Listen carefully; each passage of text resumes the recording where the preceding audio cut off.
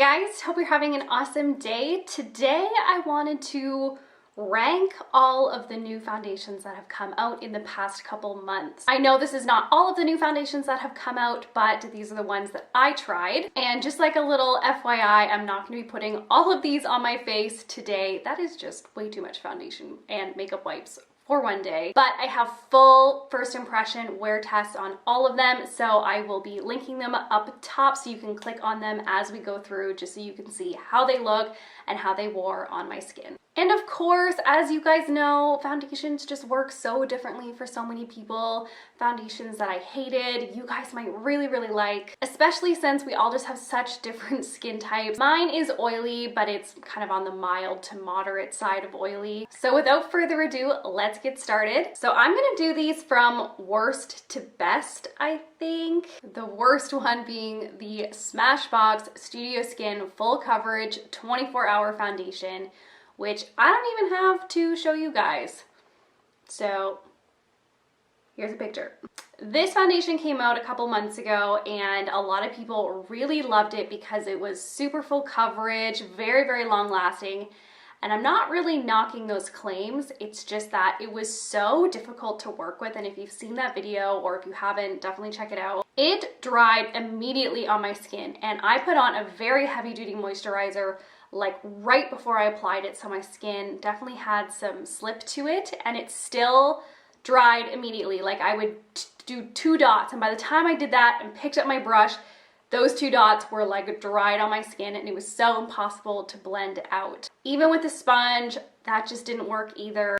I'm sure that I could have found a way to get around that, but I still didn't like the way the foundation looked on my skin. It looked so dry and flaky around my nose. It looked so heavy and cakey. I will say that stuff was very heavy duty, definitely that kind of waterproof formula. It reminded me honestly of like leg makeup, if you've ever tried like Sally Hansen leg makeup. It just really stuck on there, very heavy duty, great coverage, but it just looked so heavy and I am personally not somebody who likes a foundation-y, makeup-y look. I prefer something to be a little more light coverage, a little bit more natural looking, something that looks more like skin, and that just was not it. So I actually returned that. That's why I don't have it to share with you. So if you tend to be somebody who likes the same foundations as me, I would say, don't spend your money on that one. Reminder, we're going worst to best. So the next one we're going to be talking about is this Anastacio Luminous Foundation. Very popular when it first came out a couple months ago.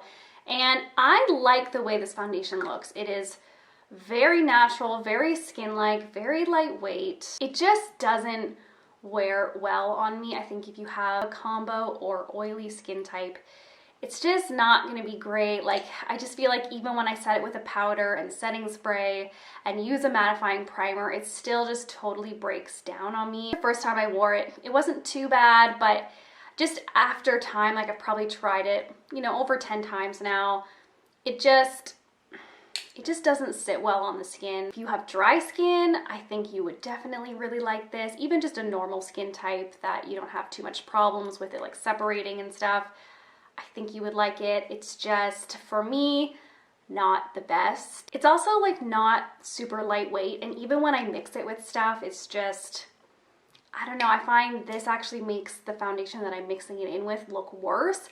I actually prefer this better on its own, but again, still just not the one for me. The next one I want to talk about is this Urban Decay Stay Naked Weightless Liquid Foundation up to 24-hour wear. 24 hours, probably not. This is an incredibly lightweight, very comfortable foundation, very thin, light to medium coverage, dries to kind of a semi-matte finish. It looks a little bit powdery. The reason that I don't love this is just the way that it clings to texture and like peach fuzz and any kind of dry patches that I have on my face. If I have perfectly even skin and I don't have any kind of texture, this actually looks really nice. My forehead has very little texture and it looks great on the forehead.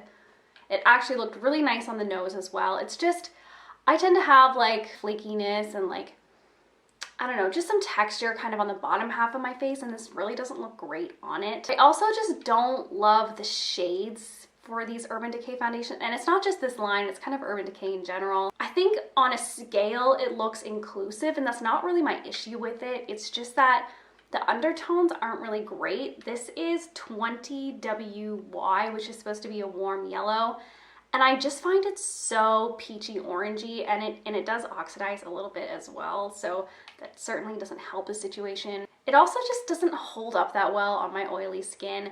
I don't really care about getting shiny, like don't get me wrong. I'm not expecting foundations to be miracle workers. I just want my foundation not to look like crap.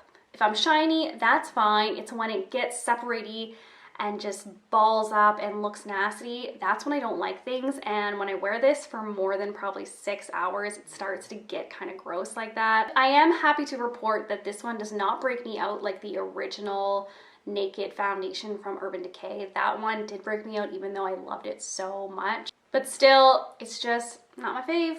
Okay, Pat McGrath. So unfortunately expensive. I just love the way this foundation looks, you guys. It is gorgeous, looks like skin. It is light coverage, so if you're looking for something more like medium full, you're not gonna get it here. This is for like people with pretty good skin already, in my opinion, or just people who don't want a ton of coverage. It is a very liquidy, very runny foundation. It actually lasts decently well on my skin. I do get shiny around the 5-hour mark, but it's not bad, and it certainly doesn't crumble or look disgusting. My only problem with this is that it breaks me out. It doesn't have like that strong of a scent, and I'm sure it's just something in it.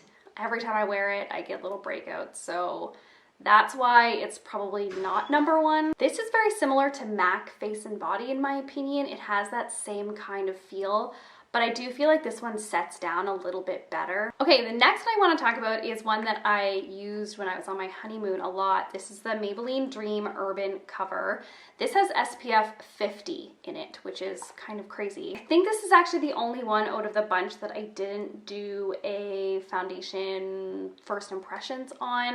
Didn't really get a chance to get to it, but I will insert a video of me applying it so you can see what it looks like on my face. Honestly, it is very, very similar looking to the Anastacio Luminous foundation. Like, they could really be a dupe. This one has a little bit more coverage than the Anastasia, which is kind of nice, and it also has the added benefit of the SPF 50. So I wore this when I was walking outside for like hours in California. Feels heavy, and it does look a little bit heavy as well, but the finish is very nice. It's a perfect satin finish, gives a lot of coverage, and it looks fairly natural for how much coverage that it gives. And it's just so easy to apply. It's one of those foundations that blends out like immediately. Also, I'm so sorry about the sun today, guys. Like, I film in mostly natural light because I just can't be bothered with all of those stage lights, and I want you guys to be able to see what I actually look like, but it's just really cloudy today. And like every day. I would say it controls my oil for about 4 hours, and then I will start getting shiny after that. I find anything with an SPF in it just isn't going to be like the longest lasting on me. And it does transfer off once your oils do come through, but I just really like it. It's just, I think because it's so easy to apply and because it has that SPF in it and the like amazing coverage, it's just, this is a good one. This is a good one, guys. All right, so now we're getting to the number one foundation out of all of these recent foundations that I've tried. It is the Charlotte Tilbury Airbrush Flawless Foundation. I love the way this looks. It is similar to an Estee Lauder Double Wear in terms of coverage and finish. Like, it does, you know, dry down. It's pretty matte. But I find this wears better and also looks a little bit more natural than the Estee Lauder Double Wear.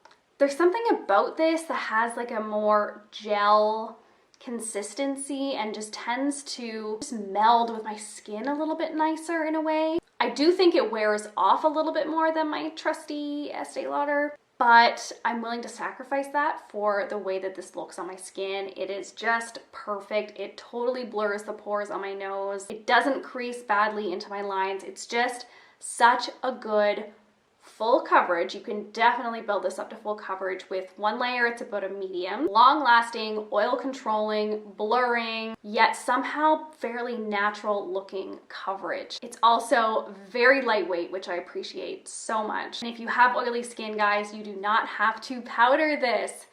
And the great thing about it is, even though I have oily skin and I'm totally preaching it to you guys who have a similar skin type, I actually think somebody with like a normal combo, maybe even dry, would like this because it does not feel powdery or matte or drying or tight or anything. It just feels very, very comfortable. Absolutely recommend this foundation, guys, if you haven't tried it. This is hands down one of the best foundations that I have tried in a very long time. All right, guys, that wraps up this video. I hope this was helpful. I know that there were a lot of foundation releases, and there are some that I missed. I know that the new Fenty hydrating foundation came out, and that was a big one. The reason I did not buy that, by the way, is just because talc is very high up in the ingredient list for that, and it just, that breaks me out so bad. Like the original Fenty foundation, I love that foundation, but I can't wear it. It gives me terrible like cystic acne on my cheeks. So I hope you guys understand that one. But anyway, guys, love you so much. And don't forget to subscribe to my channel if you haven't already. I would love to have you here. I put out new videos every single week, and I will see you in my next video. Bye.